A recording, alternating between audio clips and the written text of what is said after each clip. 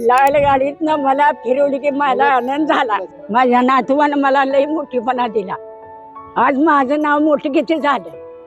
नातू झाला अधिकार जिल्ह्यावरला, मला किती आनंद वाटला.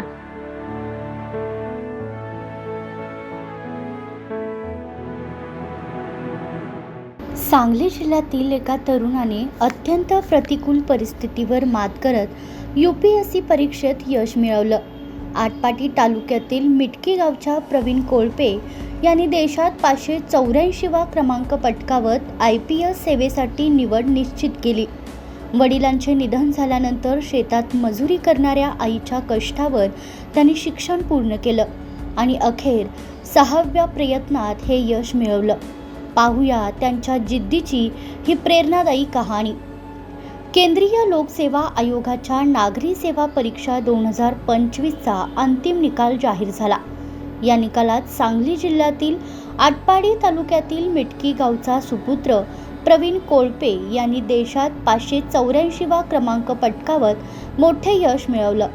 या यशामुळे संपूर्ण गावात आनंदाचं वातावरण आहे. प्रवीण कोळपे यांचा हा प्रवास मात्र अत्यंत खडतर होता. लहानपणीच वडिलांचे निधन झाल्याने घरची आर्थिक परिस्थिती बिकट झाली होती. मात्र मुलाने मोठा अधिकारी व्हावे या जिद्दीने त्यांच्या आईने शेतात मोलमजुरी करत प्रवीण यांच्या शिक्षणासाठी पैसा उभा केला. आईच्या कष्टाची जाणीव ठेवत प्रवीण यांनी ही जिद्द सोडली नाही. UPSC सारख्या कठीण परीक्षेसाठी त्यांनी सलग प्रयत्न सुरू ठेवले आणि अखेर 6व्या प्रयत्नात देशात 584वा क्रमांक पटकावत हे स्वप्न साकार केलं. प्रवीण यांच्या यशाची बातमी कळताच मिटकी गावात आनंद उत्सव साजरा करण्यात आला. ग्रामस्थ आणि नातेवाईकांनी त्याचे जल्लोषात स्वागत करत सत्कार केला. यावेळी प्रवीण यांच्या आजीने व्यक्त केलेली भावना सर्वांचं मन जिंकून गेली. माझा नातू आता मोठा साहेब झालाय, मला आता त्याच्या लाल दिव्याच्या गाडीतून फिरायचंय, असं म्हणत त्यांनी आपला आनंद व्यक्त केला. अगदी आनंद वाटतो एक नंबर. आता वडिलांचं पितृक्षेत्र हरपलं तरी देखील संघर्ष केला. मग आता अधिकारी झालाय, काय सांगाल अधिकारी नातवाला? आता ही जिद्दी पर आनंद झाला मला. तुम्ही अगदी जवळनं संघर्ष बघितला अभ्यास करताना. त्यावेळेस खूप म्हणजे संघर्ष करत त्यांनी अभ्यास केला. त्यानं अभ्यास केला, मग त्यानं आता कष्ट घेतले. आता अधिकारी आपण सांगून काय करायचं, त्यानं कष्ट मनाने घेतलं म्हणून ही दिवस आपल्याला बघायला भेटलं. हा, आता अधिकारी झालाय, देशाची सेवा करणार आहेत, तुम्ही काय त्यांना सल्ला द्याल? आता काय देऊ सल्ला मला सांगा. आता मी आता ह्या वयात काय सल्ला देऊ. मला त्यांनी आता सांभाळायचं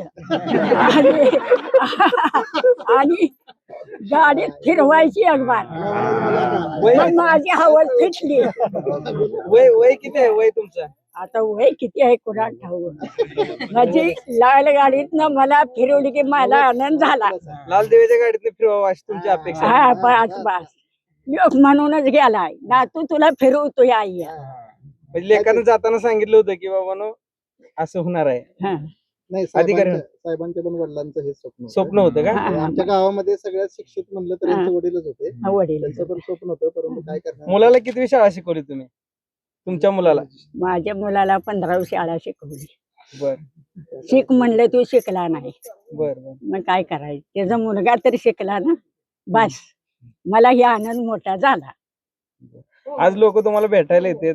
आज आटपाडीचे नगराध्यक्ष आले, तिथले नेते लक्ष्मणराव सरगर आलेत, बरेचसे लोक येऊन गेले. गेली मग तुम्हाला ही लोक सगळे बघून आज मुलाची आठवण येते का बाबा? मला मुलगा नाही. आज आठवण येते का? मस्त आठवण घेऊन काय करायचं. ही टाइम कसला आहे आपल्याला. आजीचं स्वप्न पुरं केलंय. हे आठवते, पण मला का नाही समाधान आहे वाटले. त्याच्या पाठीमाग कस तरी आपला आनंद झाला. मला म्हणजे आनंद झाल्याला मला लई भारी वाटते. मला मग मला असं हे करून मला बरं वाटेल का? नाही, असा आनंद झालाय ती मला लई हे झालंय. आता मला मोठीपणा लई आला. माझ्या नातवानं मला लई मोठीपणा दिला. हा आज सगळ्या भागातले लोक येतात घरी तुमच्या येते. भेटायला, सत्कार करायला. वय माझा अधिकार झाला म्हणून भेटायला यायला लागली ती ना तू माझा आहे का नाही. मग बुद्धिवान हो ना तू लय बुद्धिवान. हा बारका असताना कसा होता? बारका असताना असंच की शाळा जा हे असं का नाही नाही खडतर नाही लय शांत शांत आहे शांत आहे. दुसरा खडतर. नातू काय करतोय? दुसरा नातूची अजून त्याचं चाललंय अजून म्हणजे अभ्यासच करतोय. अभ्यास करतोय त्या दुसरा. नातवाला काय शुभेच्छा देणार का नाही? आ, त्या नातवानं पण अधिकारी व्हावं असं वाटतंय का नाही? वाटतंयच की मला बरोबर. वाटतंयच. आज माझं नाव मोठं किती झालं. नातू झाला अधिकार हा. जिल्ह्यावरला मला किती आनंद वाटला. ग्रामीण भागातून आलेल्या प्रवीण कोळपे याच्या या यशामुळे अनेक विद्यार्थ्यांना नवीन प्रेरणा मिळाली. कठोर परिश्रम आणि सातत्य असेल तर कोणतीही परिस्थिती यशाच्या आड येत नाही हे त्यांनी दाखवून दिले. सांगली जिल्ह्यातील अभिमानाची बाब ठरलेल्या प्रवीण कोळपे यांच्या या यशामुळे ग्रामीण भागातील विद्यार्थ्यांमध्ये नवी उमेद निर्माण होतीये. निकाल 2 वाजता आला आणि निकालाचं नाव PDF होली PDF मध्ये माझं नाव बघितल्यानंतर माझ्या आईचं काबाड कष्ट आणि आजीची जी माझी भक्ती होती ती सार्थ झाली असं म्हणावं लागेल. आणि भावना तर ह्याच आहेत की आटपाडीसारख्या दुष्काळी तालुक्यातील मुलं पण ह्या परीक्षेचं स्वप्न बघून हे यश गाठू शकतात हेच माझ्या यशातून अधोरेखित केलं गेलं आहे. सुरुवातीपासून माझ्या वडिलांनी मला UPSCचं स्वप्न दाखवलं होतं.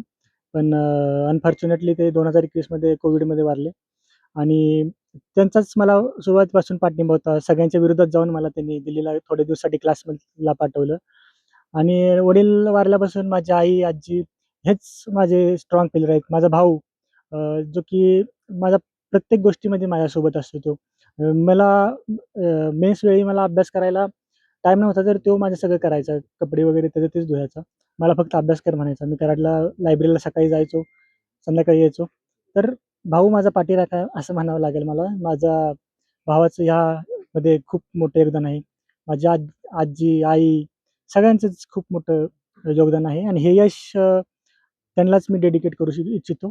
तशाचबरोबर माझे गावकरी असतील, माझे मित्रमंडळी असतील, पाहुणे-रावळे असतील त्यांनीसुद्धा मला सगळीकडून मदत केली. जे कोणी फायनान्शियल केली, कोणी इमोशनल केली आणि या कॉम्पिटिशनमध्ये ज्यामध्ये 13 लाख मुलं परीक्षा फॉर्म भरतात. जवळजवळ 6-7 लाख विद्यार्थी परीक्षेला बसतात आणि त्यामधून पहिल्या 1000 मध्ये येणं आपल्या आटपाडीसाठी एक गर्वाची बाब आहे असं म्हणावं लागेल. अधिकारी झाल्यावर ना एकतरी समाधान वाटतंय कारण दुसऱ्यांदा परीक्षा द्यावी लागणार नाही होपफुली. आणि वडील वारल्यानंतर माझ्या जसं सांगितलं माझ्या आईच दिवस-रात्र कष्ट करायची. जरी ती आजारी पडली तरी मला कधी तिने सांगितलं नाही की बाबा मी आजारी आहे, मला हे होतं ते होतं. त्यांचं मला म्हणायचं की तुझं तू अभ्यास कर, माझं मी करते सगळं मॅनेज. आणि हेच मला एवढं सांगायचं आहे की माझ्या यशामागं माझ्या पप्पा, आई, आजी सगळ्यांचंच खूप मोठं मोलाचं योगदान आहे. त्याचबरोबर माझा भाऊ माझ्या सावलीप्रमाणे माझ्या समोर राहिला. आता सध्या तिथं नाही तो, पण तो माझ्या सावलीप्रमाणे माझ्याबरोबर राहिला. किती वय? हा माझा 6वा अटेम्प्ट आहे. इनफॅक्ट मागच्या वर्षी 6 मार्च 2025लाच माझाच इंटरव्ह्यू होता. आज एक बरोबर वर्ष झालं. त्या अटेम्प्टमध्ये मला काही यश नाही भेटलं, पण होपफुली आणि सगळ्यांच्या आशीर्वादामुळं त्यावेळेस मला 584 रँक भेटली आणि IPS नसेल तर IRS कस्टम तर भेटूनच जाईल. मला हेच संदेश द्यायचा आहे की तुम्ही चिकाटी सोडू नका. जर तुमचे प्रयत्न प्रामाणिक असतील तर तुम्हाला यश हे भेटणारच आहे. अभ्यास करत करत तुम्ही प्लॅन बी पण बघा जर तुमच्याकडनं होत असेल तर. कारण प्लॅन बी असेल तर ते मेंटल कुशन थोडं राहतं आणि त्यामुळे आपण अभ्यास चांगला करू शकतो. आणि त्याचबरोबर एक अशी चांगली माणसं ओळखा आणि जे की तुम्हाला पाठिंबा देऊ इच्छितात. जसं माझ्या केसमध्ये माझी फॅमिली, माझे मित्रमंडळी असतील, अधिकारी वर्ग असेल, त्यांनी सगळ्यांनीच मला खूप मदत केली आणि वेळोवेळी गाईड केलं आणि हे यश मी त्यांनाच डेडिकेट करू इच्छितो. खूप लिस्ट मोठी आहे. मी सांगेल तुम्हाला परत पण हे यश माझं एकट्याचं नाही, एवढंच मी सांगू इच्छितो.